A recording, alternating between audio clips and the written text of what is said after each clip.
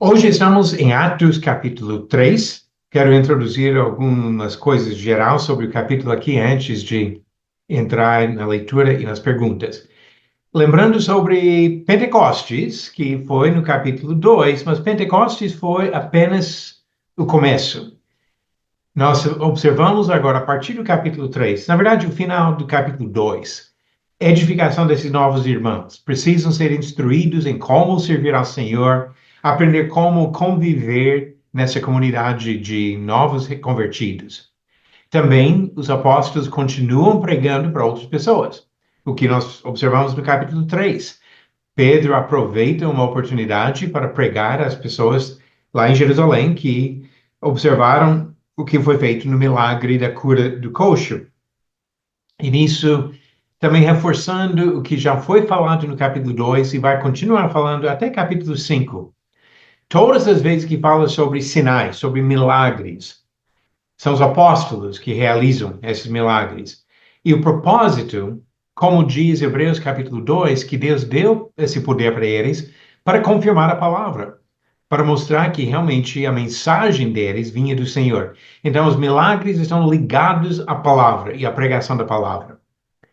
E, novamente, o desafio, a necessidade do arrependimento, da submissão ao Senhor e reconhecendo agora que Jesus ressuscitou-se, que ele está no céu, que ele tem autoridade e que qualquer pessoa que desrespeita a vontade dele está se condenando. E Pedro deixa isso bem claro, usando até citações do Antigo Testamento para reforçar esse ponto. Então, de modo geral, o que nós temos no capítulo 3 são essas coisas. Vamos agora para a leitura do começo do capítulo e depois algumas perguntas. Lendo na revista atualizada, começando em Atos capítulo 3, versículo 1. Pedro e João subiam ao templo para a oração da hora nona. Era levado um homem, coxo de nascença, o qual punham diariamente à porta do templo chamado Formosa, para pedir esmola aos que entravam. Vendo ele a Pedro e João, que iam entrar no templo, imploravam que lhe dessem uma esmola. Pedro, fitando, juntamente com João, disse: Olhe para nós. Ele os olhava atentamente, esperando receber alguma coisa. Pedro, porém, lhe disse: Não possuo nem prata nem ouro, mas o que tenho, isso te dou. Em nome de Jesus Cristo, o Nazareno, anda.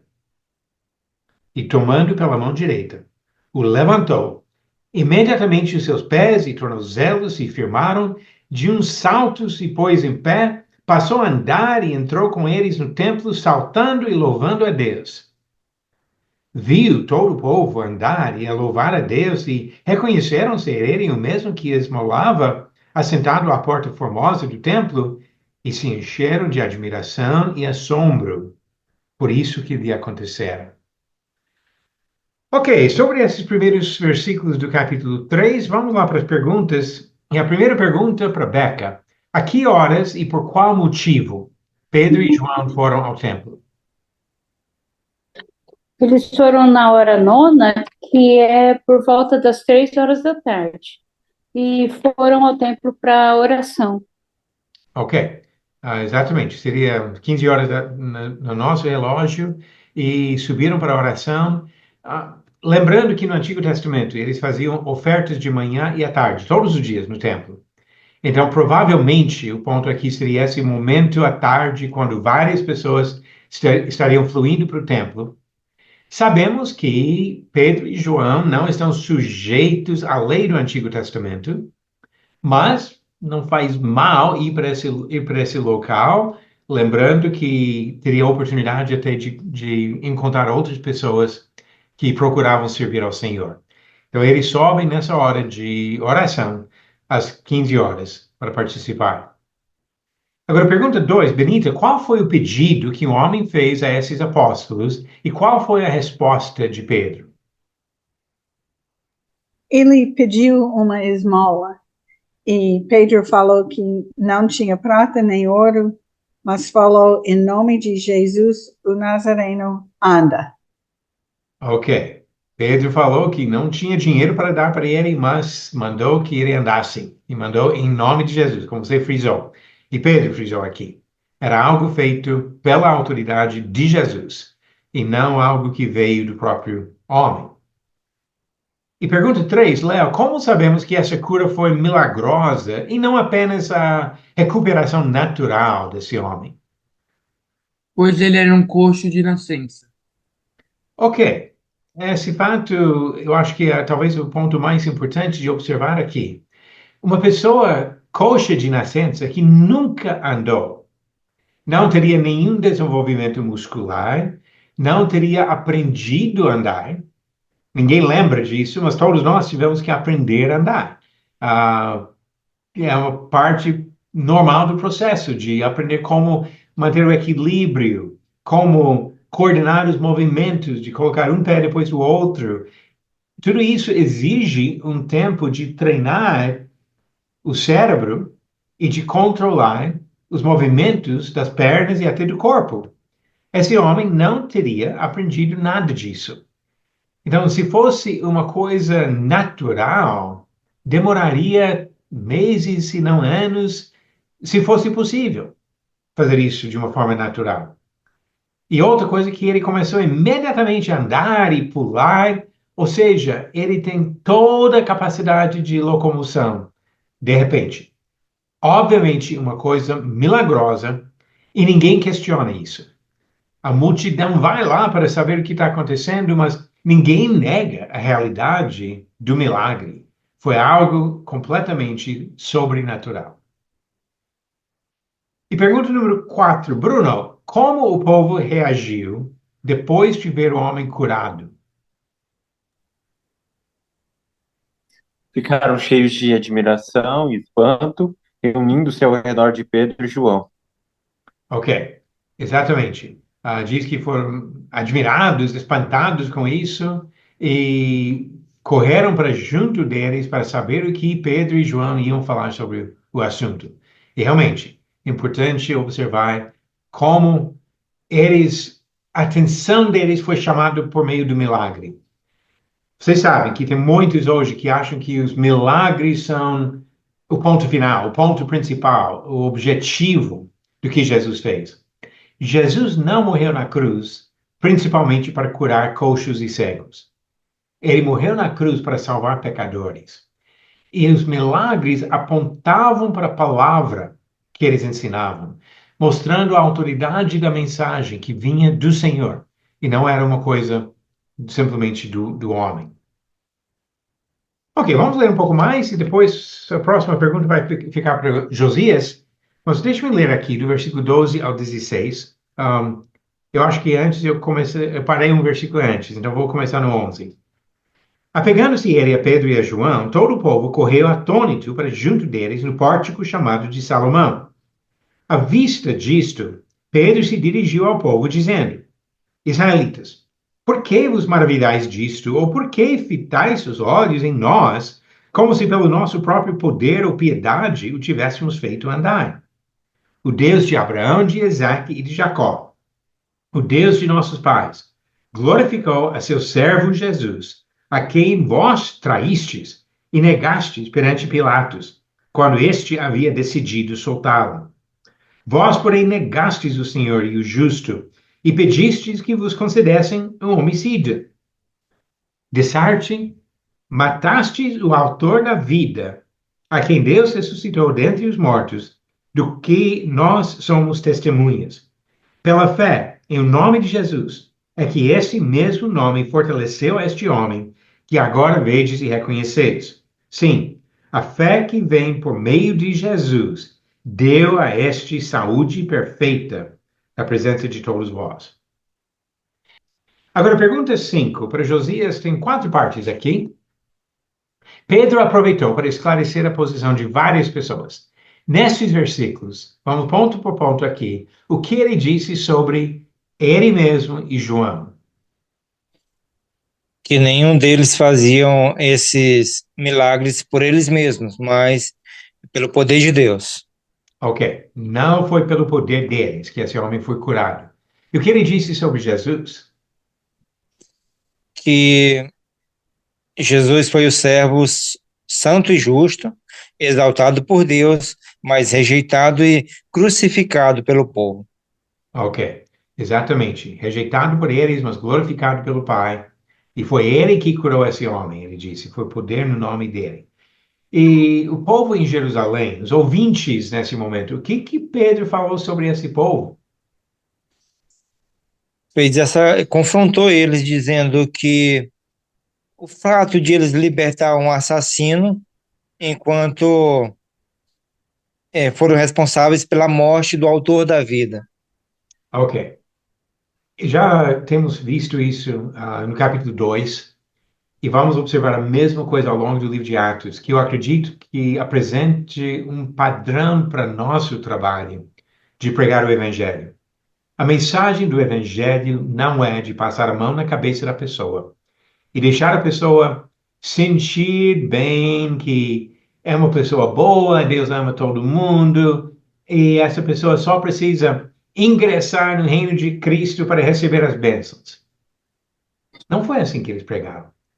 Eles colocaram as pessoas, os ouvintes, em conflito direto com Deus.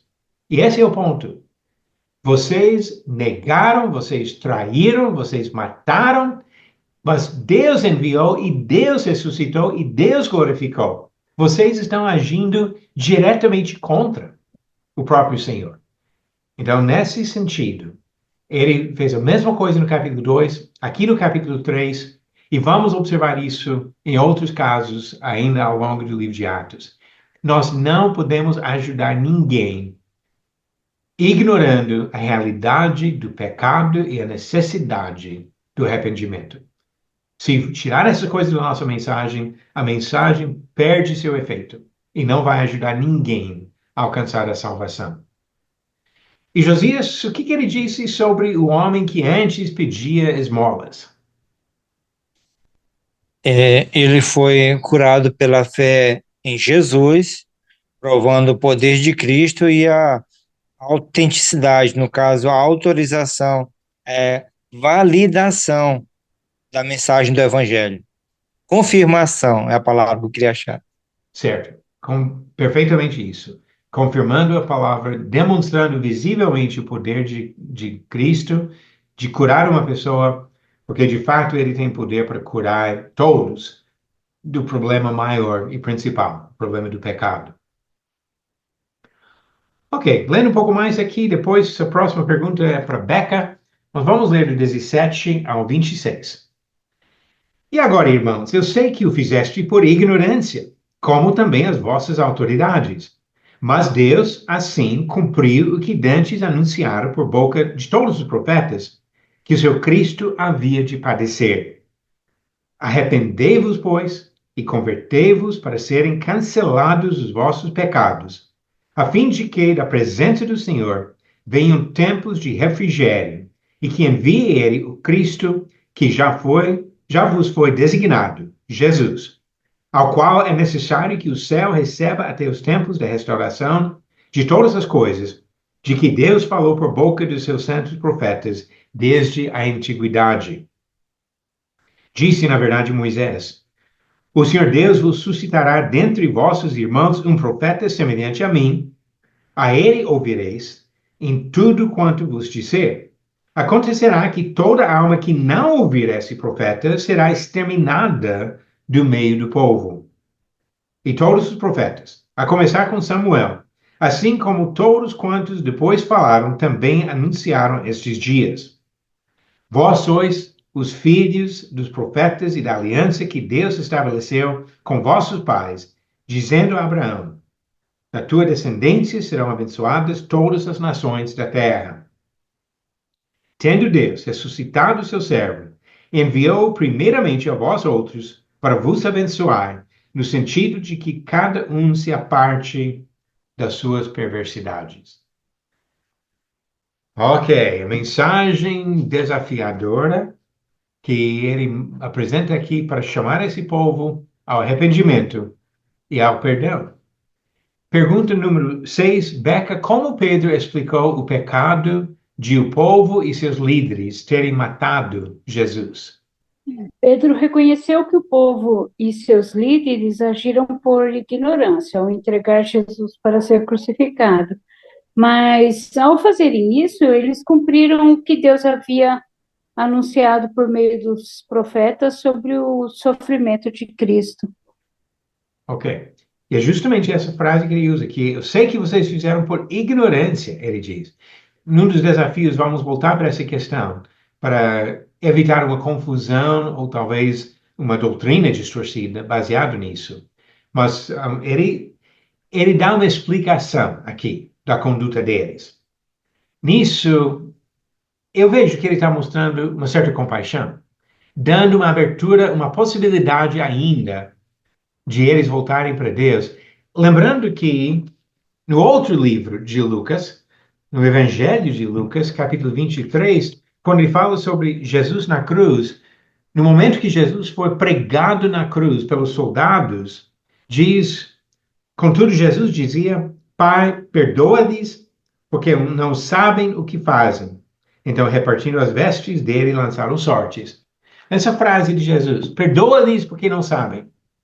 E agora Pedro estende isso não somente aos soldados romanos que crucificaram literalmente Jesus, mas o povo que pediu e até os líderes que manipularam as coisas para conseguir esse resultado. Ele atribui o comportamento deles à ignorância. Basicamente dizendo, se vocês soubessem que era o próprio Deus que estava aqui, vocês não teriam feito isso, não teriam rejeitado e matado Jesus. Ok, continuando agora com a pergunta número 7, e essa pergunta para Benita: o que Jesus oferecia de benefício para as pessoas que o matavam?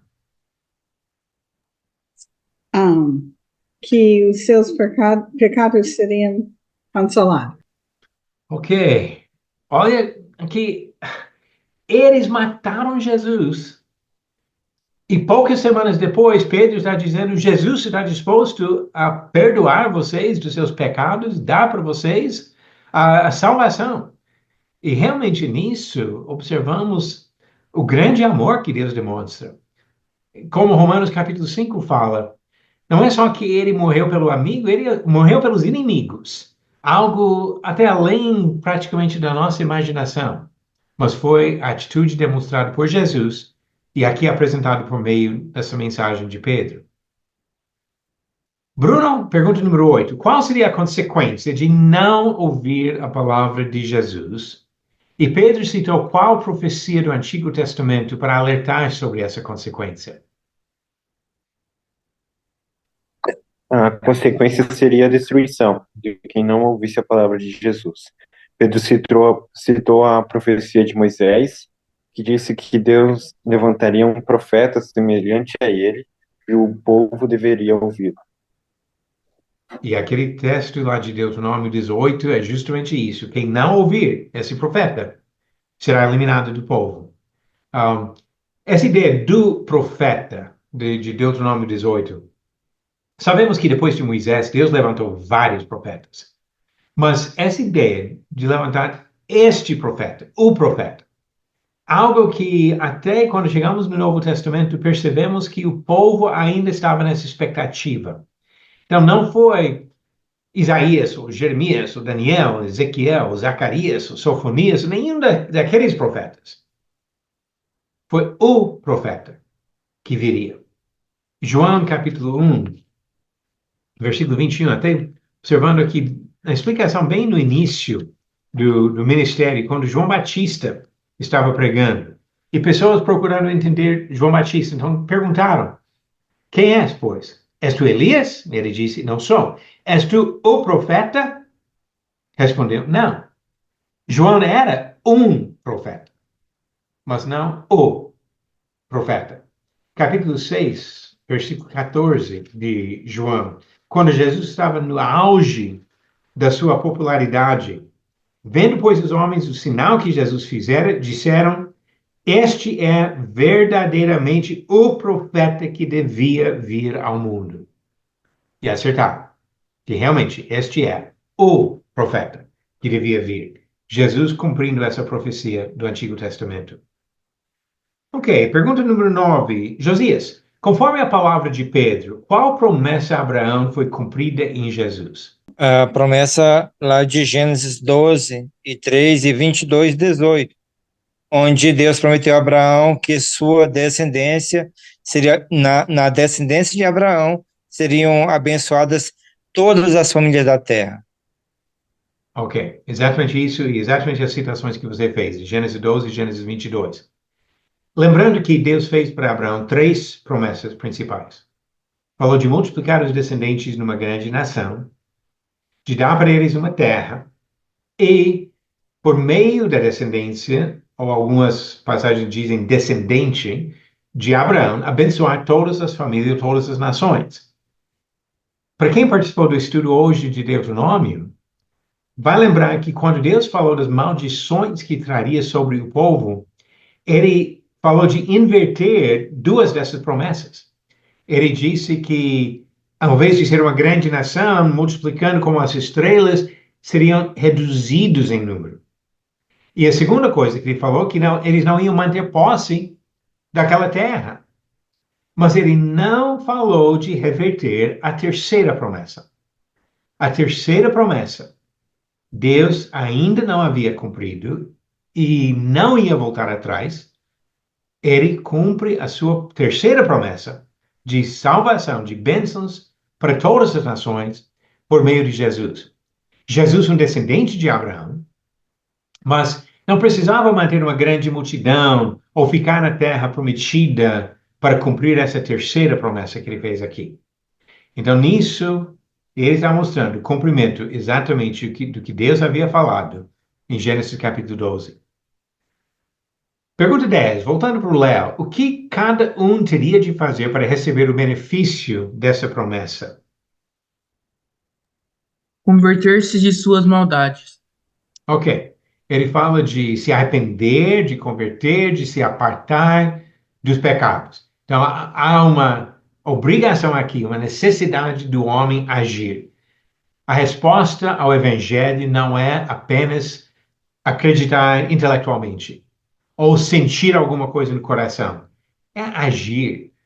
Se Jesus é o Rei dos Reis com toda a autoridade, cabe a nós nos submeter à vontade dele. E isso implica a nossa obediência.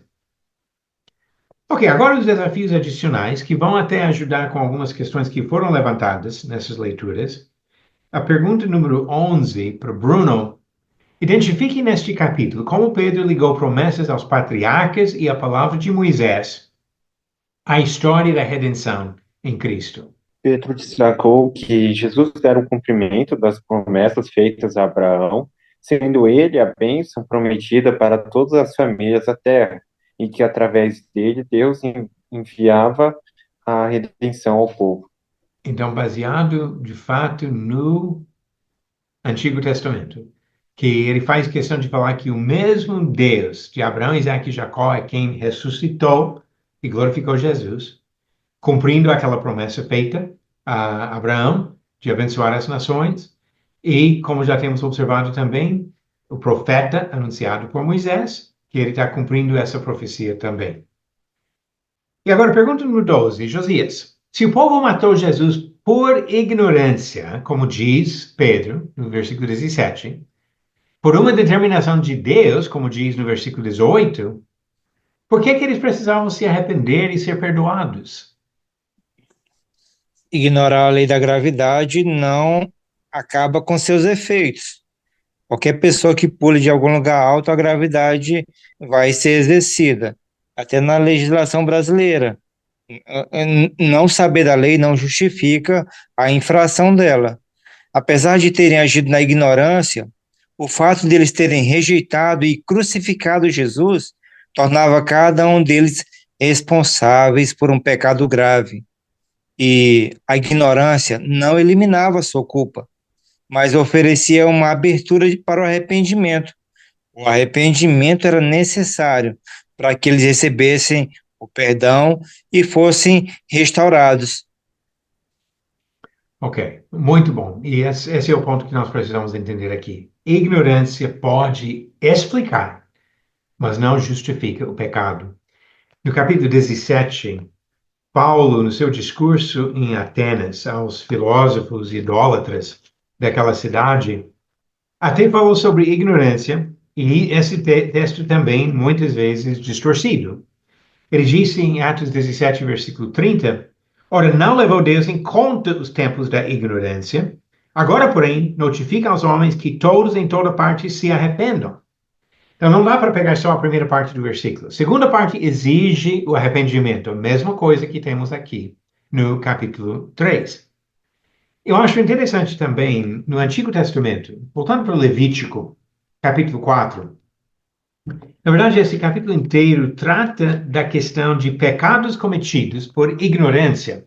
Ele fala de pecados dos sacerdotes, da congregação, dos líderes, e no versículo, só pegando um exemplo disso, versículo 27 e 28, qualquer pessoa. Se qualquer pessoa do povo da terra pecar por ignorância, não deixe de ser pecado. Por fazer alguma das coisas que o Senhor ordenou, se não fizessem, e se tornar culpada. Pecou por ignorância, se tornou culpada.